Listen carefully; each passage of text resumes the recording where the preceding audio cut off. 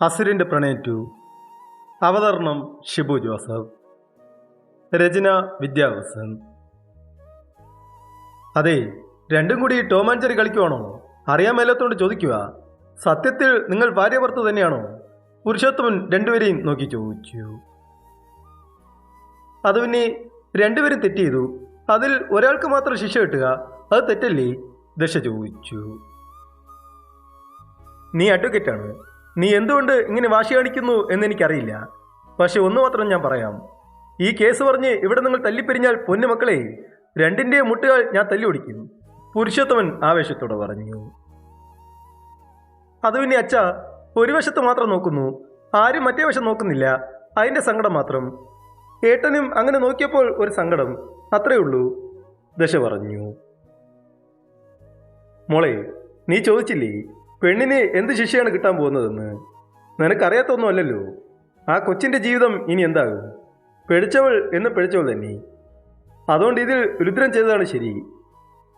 വിപ്ലവം സൃഷ്ടിക്കാനാണ് മോളുടെ തീരുമാനമെങ്കിൽ നിന്റെ മുട്ടുകാലിനെ ഞാൻ തല്ലിയൊടിക്കും, പുരുഷോത്തമൻ ദശയെ കൂർപ്പിച്ച് നോക്കിക്കൊണ്ട് പറഞ്ഞു. എൻ്റെ വാദം ഞാൻ പിൻവലിച്ചു, ദശ തല കുമ്പിട്ടുകൊണ്ട് പറഞ്ഞു. അത് ശരി, പുരുഷോത്തമൻ ചിരിയോടെ പറഞ്ഞുകൊണ്ട് എഴുന്നേറ്റ് പോയി. പുരുഷോത്തമൻ എഴുന്നേറ്റ് പോയതും രുദ്രൻ ദശയുടെ അടുത്ത് പോയി അവളുടെ കൈനെ വിളിച്ച് അവനോട് ചേർത്തു. നിനക്കെന്താണ് പറ്റിയത്? പെണ്ണ് ദുർബലയാണെന്ന് പറഞ്ഞോൾ തന്നെയാ നീ. ആ നീ തന്നെ ഇപ്പോൾ ഇങ്ങനെ. എൻ്റെ ദശ ഇങ്ങനെയല്ല, അത് എനിക്കറിയാം. നിനക്കെന്താണ് പറ്റിയത്? രുദ്രൻ ദശയുടെ മുഖം തിരിച്ച് അവളുടെ കണ്ണിൽ നോക്കി ചോദിച്ചു. എനിക്കെന്ത്? എനിക്കൊന്നുമില്ല, വെറുതെ തോന്നിയതാ. ദശ പറഞ്ഞുകൊണ്ട് പോകാൻ പോയതും രുദ്രൻ അവളുടെ കൈനെ പിടിച്ച് വലിച്ച് അവൻ്റെ മുന്നിൽ നിർത്തി. ദശ അവൻ്റെ കണ്ണിൽ നോക്കാനാതെ കുനിഞ്ഞിരുന്നു. ദച്ചു, നീ ഒരിക്കലും ഈ ഫൂളിഷ്നെസ് ചെയ്യില്ല. കാരണം നീ ദശാമേഘന ആയതുകൊണ്ടേ. നീ എന്താണ് നിന്റെ ഉള്ളിൽ, അത് പറയേ? ദശയുടെ നാടിയിൽ പിടിച്ചുയർത്തിക്കൊണ്ട് രുദ്രൻ ചോദിച്ചു. ഒന്നുമില്ല ഏട്ടാ, വിട്. ദശ അവനിൽ നിന്ന് മാറി. എന്തോ ഉണ്ട്. അവൾ അടുത്ത പ്ലാൻ തുടങ്ങി. ആ നോക്കാം, രുദ്രൻ പറഞ്ഞുകൊണ്ട് പുറത്തുപോയി. പിറ്റേ ദിവസം ജോയുടെ കുടുംബവും കൃതികയുടെ കുടുംബവും രുദ്രന്റെ മുന്നിൽ നിന്നു. മോളെ മെഡിക്കൽ ചെക്കപ്പിന് കൊണ്ടുപോകും, എല്ലാം ഇനി ലീഗലായിട്ട് നടക്കട്ടെ, രുദ്രൻ പറഞ്ഞുകൊണ്ട് അവരെ നോക്കി. സാറേ, അവർക്ക് കേസില്ലെന്ന് പറയുന്നു. അവളെൻ്റെ മരുമകളായിട്ട് കൊണ്ടുപോകാം, പൊന്നുപോലെ നോക്കാം, എൻ്റെ മോനെ വെറുതെ വിടാവോ? ഹെലൻ യാചിച്ചു. എൻ്റെ കൊച്ചാണോ എന്ന് ചോദിച്ചവൻ എന്ത് ധൈര്യത്തിൽ അവളെ അങ്ങോട്ട് വിടും? രുദ്രൻ ചോദിച്ചുകൊണ്ട് ഹെലനെ നോക്കി. സാറേ, കൃതിയുടെ അച്ഛൻ മെല്ലെ വിളിച്ചു. രുദ്രൻ തിരിഞ്ഞ് അവളുടെ അച്ഛനെ നോക്കി. നിങ്ങളുടെ പേര്? രുദ്രൻ ചോദിച്ചു. മുകേഷ്. ഇന്നലെ വരെ കേസെടുക്കണം എന്നായിരുന്നല്ലോ, ഇപ്പോൾ എന്താണ്? രുദ്രൻ മുകേഷിനെ അടിപിടി നോക്കിക്കൊണ്ട് ചോദിച്ചു. എന്തായാലും മോളെ അവർ സ്വീകരിക്കുമല്ലോ, മോളുടെ ജീവിതമല്ലേ സാറേ, മുകേഷ് മോൻ കൊടുക്കാതെ പറഞ്ഞു. എന്തായാലും ഇത് ഫോസ്കയാണ്, പെണ്ണിന്റെ സമ്മതത്തോടെ ആണെങ്കിലും ഇല്ലെങ്കിലും നമുക്ക് കേസ് ഫയൽ ചെയ്യണം, രുദ്രൻ പറഞ്ഞുകൊണ്ട് സലീമിനെ വിളിച്ചു. സാർ, സലീം മറുപടി കൊടുത്തു. കൊച്ചിനെ കൊണ്ട് മെഡിക്കൽ ചെക്കപ്പിന് വിട്ടോ? രുദ്രൻ ഗൗരവത്തിൽ പറഞ്ഞു. സാറേ, വേണ്ട, പേടിയോടെ ഹെലൻ പറഞ്ഞു. ഒന്നും ചെയ്യാൻ പറ്റില്ല, അവർക്ക് കേസില്ലേലും ഞങ്ങൾക്ക് കേസെടുത്തേ പറ്റൂ. കൃതിക പേടിയോടെ അങ്ങുങ്ങു നോക്കി. അത് കണ്ട രുദ്രൻ ഒന്നും മിണ്ടാതെ ഫോണെടുത്ത് ആരെ വിളിച്ചു. എന്നാ ശരി, നിങ്ങൾക്ക് പോവാം, മോളെ ചെക്കപ്പ് ചെയ്യണം, അതിന് കൊണ്ടുപോകണം. സാറേ, അത് വേണ്ട, പേടിയോടെ കൃതിക പറഞ്ഞു. അതെന്താ മോളെ വേണ്ടാത്തത്? നീയല്ലയോ പറഞ്ഞത് എൻ്റെ കൊച്ചിൻ്റെ അച്ഛൻ അവനൊന്ന് തെളിയിക്കണം എന്നൊക്കെ? മോള് പറഞ്ഞിട്ടല്ലയോ കേസെടുത്തത്, ഇപ്പോൾ എന്താ? രുദ്രൻ അവളുടെ അടുത്തൊന്ന് ചോദിച്ചു. കൃതിയ പേടിയോടെ മുകേഷിനെ നോക്കി. എല്ലാവരും ഒന്ന് പുറത്തു നിൽക്കൂ, രുദ്രൻ എല്ലാവരെയും നോക്കി പറഞ്ഞു. എല്ലാവരും പോയി. മുകേഷ് പോകാതെ നിന്നു. നിങ്ങളോട് പ്രത്യേകം പറയണോ പോവാൻ? രുദ്രൻ ദേഷ്യത്തിൽ ചോദിച്ചു. മോളെ തനിച്ചാക്കിയിട്ട് ഞാൻ എങ്ങനെ സാറേ? പേടിയോടെ മുകേഷ് പറഞ്ഞു. രുദ്രൻ ചിരിയോടെ മുകേഷിനെ നോക്കി. സലീം മുകേഷിനെ കൊണ്ട് പുറത്തുപോയി. മോളെ പറയേ, എന്താ നീ പേടിക്കുന്നത്? രുദ്രൻ കൃതികയുടെ അടുത്തുവന്ന് ചോദിച്ചു. കൃതിക ഒന്നും മിണ്ടാതെ പേടിയോടെ നിന്നു. അവളുടെ കണ്ണുകൾ നിറഞ്ഞൊഴുകി. പറയേ, ഇനി സമയമുണ്ട്, എല്ലാം തുറന്നു പറയേ. മോളെ, നീ ശരിക്കും പ്രഗ്നൻ്റ് ആണോ? രുദ്രൻ സ്നേഹത്തോടെ ചോദിച്ചു. ഇല്ല, പേടിയോടെ കൃതിക നിറഞ്ഞ കണ്ണോടെ പറഞ്ഞു. പിന്നെന്തിനാ മോളെ നീ കള്ളം പറഞ്ഞത്? എത്ര വലിയ കള്ളമാണെന്ന് മോൾക്ക് മനസ്സിലായോ? രുദ്രൻ പിന്നെയും ചോദിച്ചു. കൃതിക പേടിയോടെ കരഞ്ഞു. മോൾ ആരെയാ ഭയക്കുന്നത്? ആരെയായാലും ഈ ഞങ്ങളുണ്ട് കൂടെ, എന്താണേലും എന്നോട് തുറന്നു പറയൂ. രുദ്രൻ പിന്നെയും ചോദിച്ചു. രുദ്രന്റെ വാക്കുകളിൽ കൃതികയ്ക്ക് ധൈര്യം വന്നു. അവൾ കണ്ണുകൾ തുടച്ചു. സത്യം പറഞ്ഞാൽ എന്നെ കൊല്ലും, എന്റെ ചേച്ചിയെ കൊന്നതുപോലെ, കൃതിക പറഞ്ഞു. ആര്? ഞെട്ടലോടെ രുദ്രൻ അവളെ നോക്കി. അച്ഛൻ, കൃതിക പേടിയോടെ പറഞ്ഞു. എന്തിനച്ഛൻ നിന്നെ കൊല്ലണം? രുദ്രൻ ചോദിച്ചതും മുകേഷ് ചാടി അകത്ത് കയറി. കൃതിക പേടിയോടെ രുദ്രന്റെ പുറകിൽ ഒളിച്ചു. തീർന്നില്ലേ സാറേ ചോദ്യം? മുകേഷ് രുദ്രന്റെ അടുത്തൊന്ന് ചോദിച്ചു.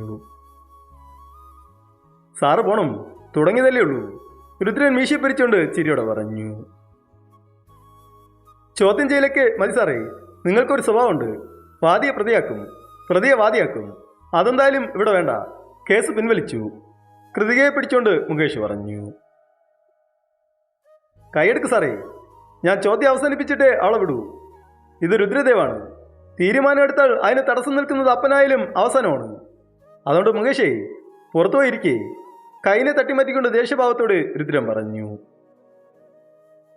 രുദ്രന്റെ ഭാവമാറ്റം കണ്ട് മുകേഷ് ഭയന്നു. സലീമേ, രുദ്രൻ അലറി വിളിച്ചു. രുദ്രന്റെ അലറലിൽ മുകേഷ് ഭയന്നു. സലീം പേടിയോടെ അകത്തു വന്നു. ഞാൻ പറയാതെ ഒറ്റൊരു മനുഷ്യരും ഇവിടെ വരരുത്, കൊണ്ടുപോ ഈ പന്നമോനെ, രുദ്രൻ ദേഷ്യത്തിൽ പറഞ്ഞു. സലീം മുകേഷിനെ കൊണ്ടുപോയി. മുകേഷ് കൃതികയെ കൂർപ്പിച്ച് നോക്കിക്കൊണ്ടുപോയി. രുദ്രൻ അവൾക്ക് നേരെ തിരിഞ്ഞു. പേടിയോടെ നിൽക്കുന്ന കൃതികയുടെ അടുത്തുനിന്ന് അവളെ ചേർത്ത് പിടിച്ചു. ഇനി പറയേ, എന്താണ് കാര്യം? രുദ്രൻ ചോദിച്ചു. അച്ഛൻ ബിസിനസ് നടത്തുന്നു. എന്താണ് ബിസിനസ് എന്നൊന്നും എനിക്കറിയില്ല. പെട്ടെന്നാണ് പണം വരാൻ തുടങ്ങിയത്. എനിക്കൊരു ചേച്ചിയുണ്ട്. ആ ചേച്ചി മരിച്ചു. ഞങ്ങളെല്ലാവരും വിചാരിച്ചു സ്വാഭാവിക മരണമാണെന്ന്. പക്ഷെ പിന്നെയാണ് മനസ്സിലാക്കിയത് അച്ഛനാണ് കൊന്നതെന്ന്, കൃതിക പേടിയോടെ പറഞ്ഞു നിർത്തി. രുദ്രൻ ഒന്നും മിണ്ടാതെ കേട്ടിരുന്നു. ആ സമയമാണ് ജോ എൻ്റെ പുറകെ വരാൻ തുടങ്ങിയത്. ഞാൻ എത്ര പറഞ്ഞും അവൻ കേട്ടില്ല. അവസാനം ഞാൻ അച്ഛനോട് കാര്യം പറഞ്ഞു. അച്ഛൻ അന്ന് രാത്രി മുറിയിൽ വന്നു. മോളെ, അച്ഛൻ മെല്ലെ വിളിച്ചു. എന്താ അച്ഛാ? ചാടി എഴുന്നേറ്റ് കൃതിക ചോദിച്ചു. മോളെ, ആ ചെക്കനോട് ഇഷ്ടമാണെന്ന് പറ മോളെ. അച്ഛൻ പറഞ്ഞതും കൃതിക ഞെട്ടലോടെ അച്ഛനെ നോക്കി. അതെ മോളെ, ഞാൻ പറയുന്നത് പോലെ ചെയ്യണം. അവനെ സ്നേഹിച്ച് അവനെ ഞാൻ പറയുന്ന സ്ഥലത്ത് കൊണ്ടുവന്നാൽ മാത്രം മതി. ബാക്കിയൊക്കെ അച്ഛൻ ചെയ്തോളാം, ചിരിയോടെ മുകേഷ് പറഞ്ഞു. അച്ഛാ, എനിക്ക് പറ്റില്ല, എനിക്ക് അവനെ ഇഷ്ടമല്ല, കൃതിക എതിർത്തു. മോൾ ചെയ്യണം, ചെയ്തേ പറ്റൂ. അല്ലെങ്കിൽ ചേച്ചി പോയതുപോലെ നീയും പോവും. നീ മാത്രമല്ല, നിന്റെ തള്ളയും. മനസ്സിലായോ? മുകേഷിന്റെ സ്വഭാവം മാറി. മോൾ ഇഷ്ടപ്പെടണ്ട. ഒന്ന് കണ്ണടച്ച് അവനോട് ഓക്കെ പറഞ്ഞാൽ മതി. കുറച്ച് കഴിയുമ്പോൾ ഞാൻ പറയുന്ന സ്ഥലത്ത് അവനെ കൊണ്ടുവന്നാൽ മാത്രം മതി. അല്ലെങ്കിൽ നിന്റെയും അമ്മയുടെ ശവം കാണും. മനസ്സിലായോ? മുകേഷ് കണ്ണുകൾ വിടർത്തി ഭീഷണിപ്പെടുത്തി. പേടി കാരണം ഞാൻ അവനോട് പ്രപ്പോസ് ചെയ്തു. അച്ഛൻ പറഞ്ഞതുപോലെ ഞാൻ അവനെ ഒരു ഹോട്ടലിൽ കൊണ്ടുപോയി. എന്നിട്ട് അച്ഛൻ വിട്ട ആള് എനിക്ക് അവനും ജ്യൂസ് കലക്കി തന്നു. അത് കഴിഞ്ഞ് എനിക്ക് എന്തായെന്ന് ഒരു ഓർമ്മയില്ല, വിതുമ്പലോടെ കൃതിക പറഞ്ഞു. അപ്പോൾ ഇവിടെ വരാൻ കാരണം? രുദ്രൻ പിന്നെയും ചോദിച്ചു. അച്ഛൻ പറഞ്ഞിട്ടാ വന്നത്. ഈ കാർഡ് കൊണ്ടുകൊടുത്ത് ഇങ്ങനെയൊക്കെ ചെയ്യാൻ? പേടിയോടെ കൃതിക പറഞ്ഞു. ഇനി വേറെന്തെങ്കിലും അറിയാമോ? രുദ്രൻ ചോദിച്ചു. അറിയില്ല, ഇത്രേ അറിയൂ സാറേ, കൃതിയെ കൈകൂപ്പി പറഞ്ഞുകൊണ്ട് കരഞ്ഞു. രുദ്രൻ അവളെ ചേർത്ത് പിടിച്ച് ആശ്വസിപ്പിച്ചു. സലീം, കൊണ്ടുവാ ആ പന്നമണി, രുദ്രൻ ദേഷ്യത്തിൽ പറഞ്ഞു.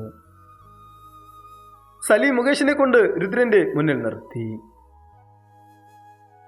ഈ കൊച്ചിനെ നമ്മുടെ കെയറോപ്പിൽ വളരെ സീക്രട്ടായിട്ട് ആക്കുക. എല്ലാരെയും അകത്തോരാൻ പറയേ. ദെൻ ഒരു മീറ്റിംഗ് ഉണ്ട്. എത്രയും വേഗം എല്ലാ പോലീസും അസംബിൾ ആകണം. എല്ലാം ഫാസ്റ്റായിട്ട് വേണം. രുദ്രൻ അങ്ങും നടന്നുകൊണ്ട് തലയിലടിച്ചുകൊണ്ട് പറഞ്ഞു. ഹെലനും മുകേഷും അവന്റെ ഭാര്യ സരിതയും പേടിയോടെ നോക്കി.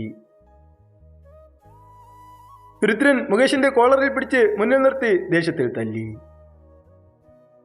പന്നമോനി, സ്വന്തം ചോരയെ കൂട്ടിക്കൊടുക്കാൻ നാണമില്ലടാ പന്നമോനി, രുദ്രൻ ദേഷ്യത്തിൽ മുകേഷിനെ തല്ലി.